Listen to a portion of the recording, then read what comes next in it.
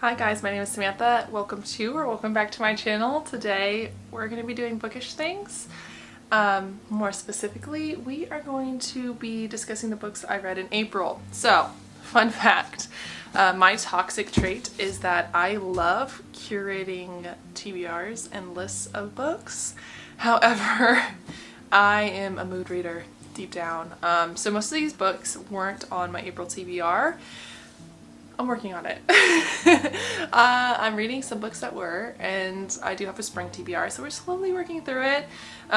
So don't be too upset. If there was a book on my April TBR or on my spring TBR that you were super interested in seeing me reading, make sure you comment down below and subscribe, and then you can see it maybe in a future video. I will read it just for you. Okay? So we're gonna go right into it. The first book that I read this month was Queen of Shadow by Sarah J. Maas. So if you don't know, I am doing a first time read through of Throne of Glass, and I have to tell you, it is going very well. I'm vlogging the whole experience, so you guys aren't going to miss out. But this book specifically, 5 out of 5 stars. This was definitely character driven, plot driven. There's so many things, like iconic things that happen in this book that it just blew my mind, and I cannot wait to continue. If you want to hear more, because I do ramble and rant about this book quite a bit, you'll have to subscribe and check out my vlog. That's coming hopefully later this month. You'll have to also check out my TBR for this month because I have some surprises in there. But anyways, 5 on 5. One of my favorite of the series. The next book that I read was also The Moon is Down by John Steinbeck. So I did a Let's Talk video about this. I am currently reading one Steinbeck a month, and this was for April. This book, let me tell you, this was a thing. I don't know why more people don't read this book. So if you don't know, this is about a Norwegian town that is conquered. I think they used the phrase conquered by German soldiers during World War II, and it is mostly from the perspective of the German soldiers, how they are handling the retaliation from the citizens of this town. It's wonderfully written. It is very deep and dark, so be prepared for that if you do read it. It's a novella, so it's only about 100 pages. If you're interested in knowing more about this book, go ahead and check out my other video that I did. But 3 out of 5 stars. I think that I have grown accustomed to a certain level of writing from Steinbeck, and this wasn't quite as lyrical as his other books. However, it was just as poignant and beautiful, so it was definitely a solid 3 stars for Mr. John Steinbeck. Because I have any right to rate a classic author's books, a famous classic author's book. Like, I'm really taking a lot of liberties, but I'd say 3 out of 5 stars. The next book I read was a buddy read with my friend Jessie, and that is The Vampire Lestat by Anne Rice. This is the second in the Vampire Chronicles by Anne Rice, the first book being Interview with the Vampire. It's quite a famous series that I'm just now getting to. My little vampire heart was astounded and very angry at me for having not read these books. Interview with the Vampire was 5 out of 5 stars. This book was definitely more of like a 3 out of 5 stars. I think mostly because I went in with the anticipation of reading a book from the perspective of one of the characters in the first book, Lestat, as an 80s glam rock star, and fair warning, that's not what this book is about. This book is a lot more about vampire lore, and it is a biography of Lestat. So you're getting his entire timeline, not just him as a rock star, which is, like I said, really disappointing. I was really looking forward to that. But yes, I still liked it. I did find it to be kind of lengthy at times and repetitive, and it definitely wasn't as philosophical as the first book, because I think I fell in love with the first book so much because there were a lot of philosophical debates and questions about evil, good, morality, immortality, what is mortality, like where do we go, God, Satan, like very interesting philosophical arguments going on in that book, while this one was definitely read more like a biography. Like, this is just vampire lore. This is the history that our main character in the Interview with the Vampire was wanting. Like, this book answers all the questions that the initial character had about vampires. So 3 out of 5 stars. Still beautifully written, still subtly sensual Anne Rice vibes, very atmospheric. So 3 out of 5 stars, fairly solid, okay? So don't hate me. The next book was Deadly Dreams by KJ Sutton. This book. Okay, so if you don't know, this series is about Fortuna. She's a nightmare. She's a fantastical creature called a nightmare. She's able to take people's worst fears and have them play out in front of them. So she marries a Fae prince in order to save her brother, who is also a nightmare. And obviously, shenanigans ensued from there. This book specifically was very beautiful. I have to tell you that. It is a journey through grief, through PTSD. It's a journey through trauma. It is a discussion on what happens to your relationships when someone experiences trauma, how you mend relationships, the difficulties of speaking through your issues, through your trauma, through anxiety, and all the repercussions that come from experiencing not so great things. I will say, I will have to give it to KJ Sutton. One of the big things about this book that I loved so much was I have never seen in a fantastical setting a character go to therapy. And Fortuna goes to therapy in this book. And it is amazing. I have never seen that before, and I fully appreciate it because I think it really just like brings you into the story a lot more, and it makes it so much more relatable, because even though like she's a nightmare fighting demons and fairies and trying to protect her family and like dragons, there's Dracula, there's vampires, there's like all these things going on, she is sitting down in front of somebody and discussing her trauma. Like, that's incredible, her experiences, and I have never seen that before. So I think it's wonderful, it's beautiful, I love it. I highly recommend this series. Pick it up. Okay, that's what I'm saying. 5 out of 5 stars. Actually, I take that back. This was like 4 out of 5 stars. I don't know why. Don't ask me. Ask past me when I wrote this down.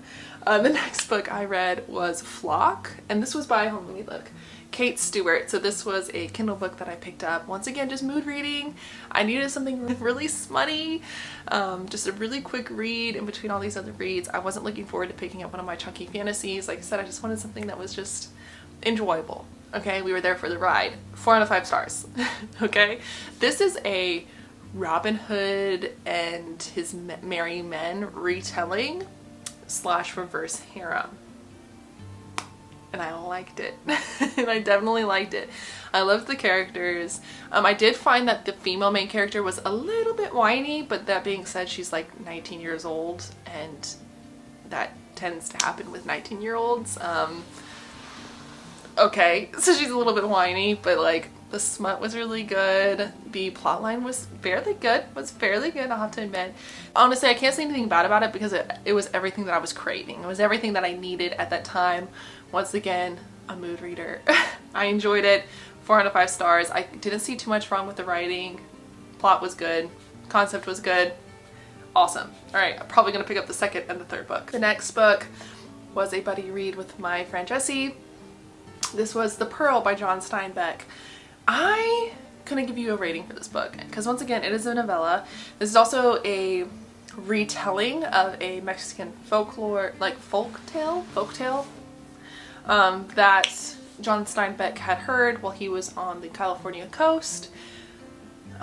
This is just pure John Steinbeck. This is definitely just a discussion of humanity and greed and classism and there's a lot of things. Like, there's a lot of themes going on in this book. Once again, it's not quite as lyrically written as some of his, as like Grapes of Wrath or East of Eden or even like The Winter of Our Discontent. This is fairly low threat when it comes to like lyricals and like lyrical and beautiful writing that John Steinbeck normally does. I will have a video for this book coming up next week, so make sure you subscribe and look forward to that. I'm gonna break it all down. We're gonna break it all down. So for now, questionable rating. I don't know what to rate this book, and let's move on. The next book that I read was a buddy read with Jessie, and this is The Dark Window by Rachel Gillian, I believe. I'll pop it up on the screen here so you guys can correct me, or I can correct myself. This was great. Like, this took me by surprise. So this is just your classic YA fantasy, and I loved it. I don't know if it was the mood reading. I don't know what it was. Very unexpected. The writing was wonderful. The plot was wonderful. There are so many plot twists that I did not see coming. The magic system, incredibly unique. The little enemies to lovers vibes going on throughout this book, like slow burn, very nice. I said YA fantasy, but I think might be more of a new adult fantasy because there are a couple of like not fade to black scenes going on in this book, which I wasn't mad about. Found family. The dynamics of the found family were amazing in this book. There's a brother-sister characters that like had each other's backs, and it was so beautiful. There is definitely like an adoptive brother vibe going on where he is a part of the antagonist's family but is able to like help their group. There's like an evil king, evil queen, evil stepmom. There's twin stepsisters, so very like Cinderella vibes, which I really liked. There's beautiful gowns and balls and dinners. There's castles and hunting trips and horse chases and highwaymen, and it's just like everything, and I loved it. It was so beautifully put together. Like I said, the plot twists were impeccable, and I loved all the characters. So as far as that goes, sounds like a 5 out of 5 stars to me, so definitely have to say 5 out of 5 stars. Those were our highs. This was our low. Persephone Station by Still and Lecht. I wanted to, or Stina Lecht. I wanted to like this book because it is beautiful. Their other books are also beautiful, so I'm kind of upset that I didn't get to enjoy this as much. I think the problem with this is that it was very stagnant as far as plotline goes, and a lot of the characters felt the same. It was hard for me to decipher between one and the other because of that, which leads to a lot of confusion, and for someone who doesn't read sci-fi very often, we're just heaping on confusion on top of confusion. So this was like a 2-star because, yeah, this had to be a 2-star because it wasn't unreadable. I just don't know if it wasn't my thing. But like I said, plot was very stagnant, setting was kind of boring, and characters were very much the same. So sadly, this one did not do it for me. Last but not least was Plot Twist by Erin LaRosa. This was a NetGalley arc that I received. I believe it comes out on November 11th. And let me see if I can give you a good synopsis because there is a lot going on in this book. I did go ahead and rate it 4 out of 5 stars. While it has some issues, I think for the most part, it was enjoyable, and that's what I look for in romances. So that's why it's a 4 out of 5 stars. We have the main male character, Dash, who is a recovering alcoholic, also a closet crafter. He has a TikTok page, and he's also part of a famous family. He is the landlord of our female main character, who is a romance author who outed herself on TikTok for having never fallen in love and has a horrible writer's block. That's what kind of induced the whole like, I have never been in love, maybe that's why I can't write. Not only is he the female main character's landlord, but also he is her best friend's brother.